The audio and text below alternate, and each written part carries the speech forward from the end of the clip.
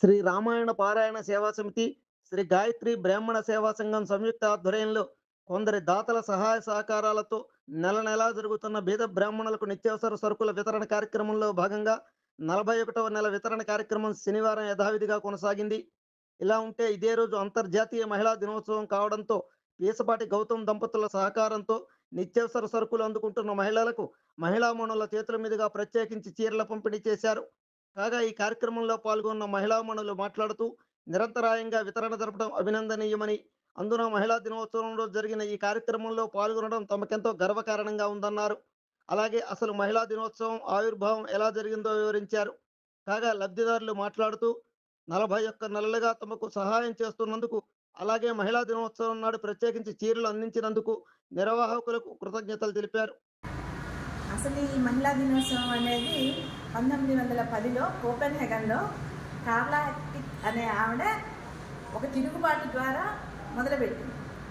మార్చి 8వ తారీఖున ఆవిడకి రావాల్సిన హక్కులు, వాళ్ళ కంపెనీలో వాళ్ళకి రావాల్సిన హక్కులు రావట్లేదు, జెంట్స్కి ఎక్కువ వస్తున్నాయి, మేము పనిచేస్తున్నాం, మాకు సరిగ్గా సరిపోవటం లేదు, మమ్మల్ని తక్కువ చేస్తున్నారనే ఉద్దేశంతో ఆవిడ తిరగబడింది, అడ్డం తిరిగింది. అప్పుడు ఆవిడకి ఎంత న్యాయం జరిగిందో తెలియదు, కానీ ఆ న్యాయం అలాగ అందరూ కూడా ఆవిడని స్ఫూర్తిగా తీసుకొని వాళ్ళ గళాలు విడిపించడం మొదలుపెట్టారు. తర్వాత చాలా సంవత్సరాల తర్వాత వాళ్ళ అమ్మాయి, మా మదర్ ఇలా చేసింది, అందరూ ఇలా సక్సెస్ అవుతున్నాము, మనకు కావాల్సినవి మనం కోరుకున్నవి జరుగుతున్నాయన్న ఉద్దేశంతో వాళ్ళ మదర్ పేరు మీద ఆవిడ దీన్ని మొదలుపెట్టింది అనమాట. కాబట్టి మార్చి 8వ తారీఖు అనేది ఎవరిది పుట్టినరోజు కాదు, ఎవరు ఏమీ చేసింది కాదు, మనం తిరగబడిందే, అడ్డం తిరిగిందే అనమాట. అందుకని మనకు కావలసిన హక్కుల్ని గురించి మనం పోరాడాల్సిందే. మనకు ఆకలేస్తే ఎవరో తీర్చాలి కదా, మనం తినాల్సిందే, మన కడుపు మనం నింపుకోవాల్సిందే. సో ఎవరో చేస్తారు, ఎవరో వచ్చి మనకేదో హెల్ప్ చేస్తారు, లేకపోతే ఏదో ఒకటి కాకపోతుందా, దేవుడు ఉన్నాడు, ఇవన్నీ కాదు. మనకున్న దానిలో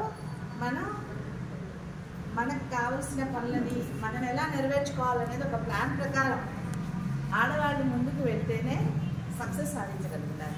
నాకు తెలిసినంత మటుకు ఏ మహిళ అయినా కూడాను కష్టమైన పనులలోంచే బయటకు వస్తుంది. అంతా సక్సెస్ఫుల్గా జరిగితే లైఫ్లో ఏం పెద్దగా ఉండదు, లైఫ్ మామూలుగానే ఉంటుంది. కానీ కొన్ని వ్యతిరేక పరిస్థితులను ఎదుర్కొన్న వాళ్ళే సక్సెస్ సాధిస్తారు.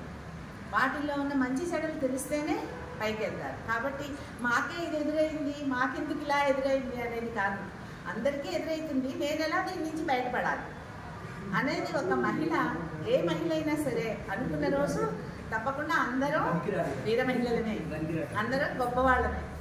సో ఈరోజు ఈ మహిళా దినోత్సవం సందర్భంగా మీ అందరికీ, మా అందరికీ కూడా శుభాకాంక్షలు చెప్తున్నాను. శుభాకాంక్షలు. అలాగే సత్యసాయి మందిరంలో మాకు ఈ అవకాశం కలిగించిన సత్యసాయి మందిరానికి కృతజ్ఞతలు తెలుపుతూ సెలవు తీసుకుంటున్నాను. జాతీయ మహిళా దినోత్సవ శుభాకాంక్షలు.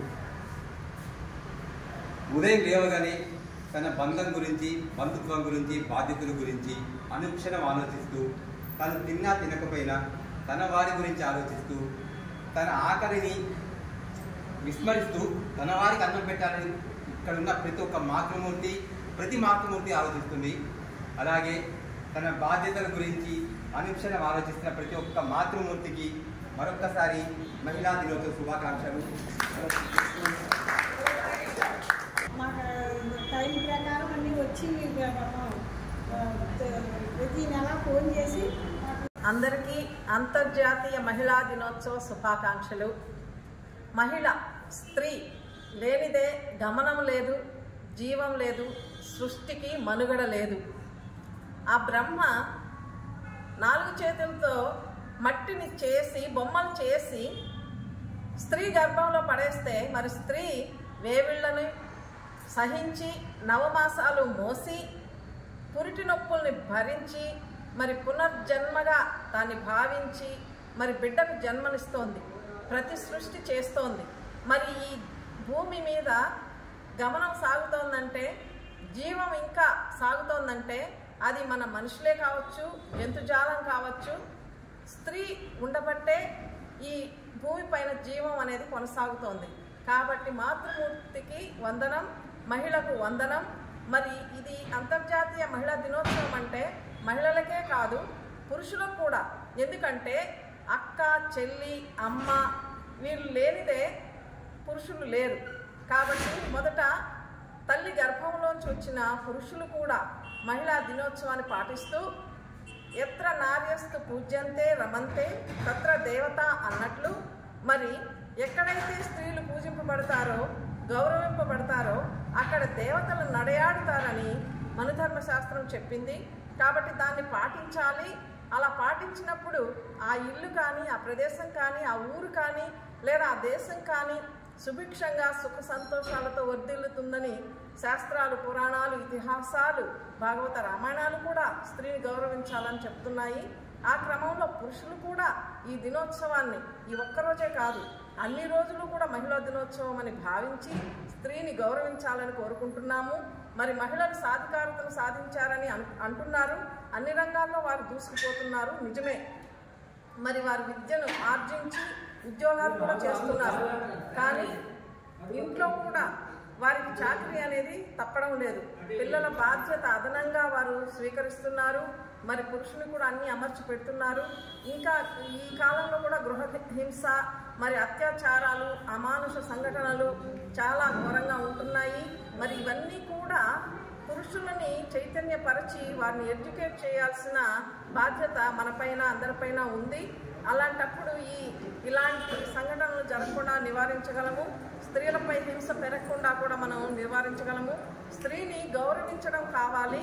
పూజించకపోయినా పర్వాలేదు, కానీ గౌరవించినట్లయితే ఆ ఇల్లు సుభిక్షంగా ఉంటుంది. మరి పిల్లలు కూడా ఒక మంచి పద్ధతిలో, క్రమంలో పెంచగలుగుతుంది ఆ స్త్రీ. మరి ఈ కాలం ఎంతోమంది తాగుబోతు భర్తలు కూడా కుటుంబాలని పట్టించుకున్నప్పుడు స్త్రీ ఒక్కటే నిలబడి పిల్లల్ని తాను పోషించుకుంటూ, తాను తినకపోయినా పిల్లలకి పెట్టుకుంటూ వాళ్ళని పెంచి పెద్ద చేసి ప్రయోజకులు చేయాలని ఆశిస్తుంది. మరి అలాంటి తల్లి, అలాంటి మాతృమూర్తి స్త్రీ, మహిళ, మరి ఈ మహిళ ఉండబట్టే ఈ ప్రపంచం, ఈ భూమి ఇలా ఇంత సుభిక్షంగా ఉందని భావిస్తున్నాను. మరి ప్రతి మహిళామూర్తికి కూడా వందనం. మరి వంటింట్లో ఉన్న స్త్రీకే కాదు, ఉద్యోగాలు చేసే స్త్రీలే కాదు, అందరూ కూడా వారి బాధ్యతలు సక్రమంగా నిర్వహిస్తున్నారని భావిస్తున్నాము. మరి ఈ సందర్భంగా అందరికీ అంతర్జాతీయ మహిళా దినోత్సవ శుభాకాంక్షలు తెలుపుతూ సెలవు తీసుకుంటున్నాను. ధన్యవాదాలు. ప్రపంచ మహిళా దినోత్సవం సందర్భంగా ఈరోజు ఈ కార్యక్రమం రాష్ట్ర సేవా సమితులు నిర్వహించుకోవడం చాలా గర్వకారణం. అందుకని ఇవాళ ప్రత్యేకంగా మా రామారావు గారు 10 సార్లు ఫోన్ చేసి మా మహిళా మనులందరినీ ఆహ్వానించడం ఇంకొకటి ఇవాళ హైలైట్ ఈ విషయం. కాబట్టి అందరూ కూడా రామారావు గారు చెప్పినట్టుగా మీరు టైంకి వచ్చి తప్పనిసరిగా ఈ మేము అందిస్తున్నటువంటి సహకారాన్ని మీరు కూడా సద్వినియోగం చేసుకోవాలి. మీకు కూడా 10 సార్లు ఫోన్ చేసి ఆయన మీకు అందియాలనేటువంటి ఉద్దేశం ఆయన కాదు. కాబట్టి మీరు కూడా దీన్ని సహకారం చేసి అందరూ కూడా చాలా సంతోషంగా, మీకు అవసరం ఉంది కాబట్టి చక్కగా తీసుకుని సద్వినియోగం చేసుకుని మా అందరికీ తృప్తిని కూడా కలిగించాలని మేము కోరుకుంటూ మహిళా దినోత్సవం సందర్భంగా అందరికీ శుభాకాంక్షలు. అయితే ఈ కార్యక్రమానికి రామారావు గారు, సంతోష్ గారు మరియు శంకర్రావు గారు దీని దృఢ నిశ్చయంతో ప్రతి నెల అందరికీ నాణ్యమైన సరుకులు అందిస్తూ బీదవారికి ఈ యొక్క కార్యక్రమం మన కొత్తగూడెం జిల్లాలో ఇక్కడే చూశానండి నేను. మన ఖమ్మం జిల్లా కానీ రాష్ట్రంలో ఎక్కడా కూడా ఈ పద్ధతి లేదు. మన రాష్ట్రంలో ఎక్కడ కూడా ఈ విధంగా బీద బ్రాహ్మణులకి ప్రతి నెల ఇచ్చినటువంటి కార్యక్రమం నేను ఎక్కడ చూడలేదు, ఎక్కడ లేకపోవడం. కాబట్టి ఈ విషయం గురించి చాలా చాలా సంతోషంగా ఉందండి. ఈరోజు మహిళా దినోత్సవం సందర్భంగా ఈరోజు కూడా కలిసి వచ్చింది మనకి. ఈరోజు మీకు కార్యక్రమం చేయటం మహిళా దినోత్సవం కలిసి వచ్చింది. ఇది చాలా చాలా సంతోషమైన విషయం ఉంది. ఈ కార్యక్రమానికి వచ్చిన వాళ్ళందరికీ కూడా పేరు పేరు అందరికీ నమస్కారం చేస్తూ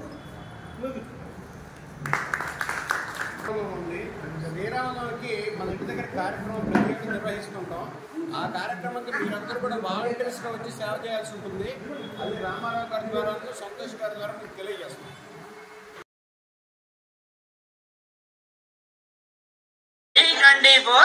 వెలది న్యూస్ ఛానల్ అందరూ చూడండి, లైక్ చేయండి, షేర్ చేయండి, సబ్స్క్రైబ్ చేయడం మర్చిపోకండి.